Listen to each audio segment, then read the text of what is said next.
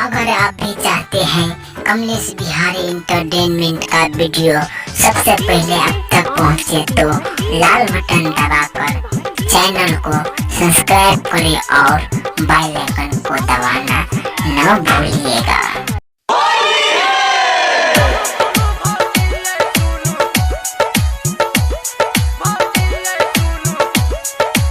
माँ Gayatri recording studio DJ Gudduraj Madhubani.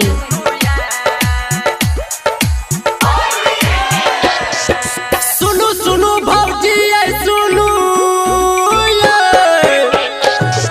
सुनु सुनु भौजी सुनु कहिया देवर बात के सुनु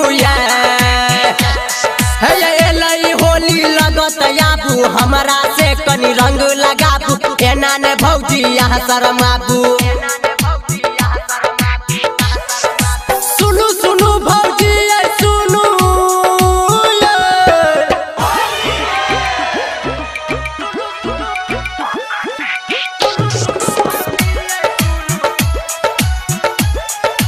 डीजे गुड्डूराज मधुबनी। अभी आप सुन रहे हैं सावरिया म्यूजिक।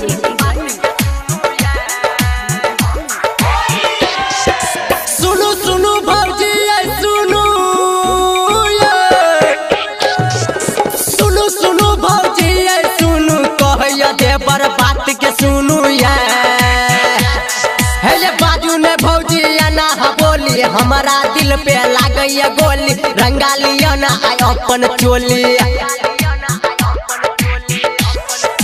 सुनु सुनु भौजी सुनु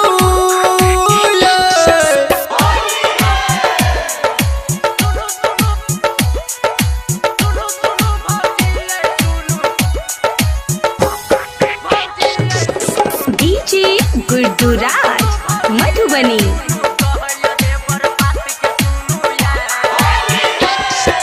सुनु सुनु भौजी सुनु सुनु सुनु भौजी सुनु कहिया देवर बात के सुनु हे भागू ने भौजी यहाँ बारी छोरा सब ढोले पिजा के अगारी लोना छी हम नमहर पिचकारी। सुनु सुनु भौजी सुनु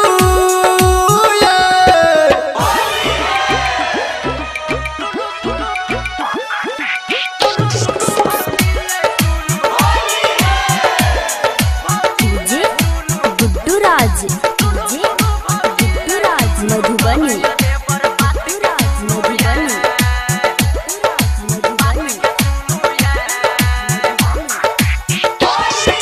सुनु सुनु भौजी सुनु सुनु सुनु भौजी सुनु कहिया देवर बात के सुनु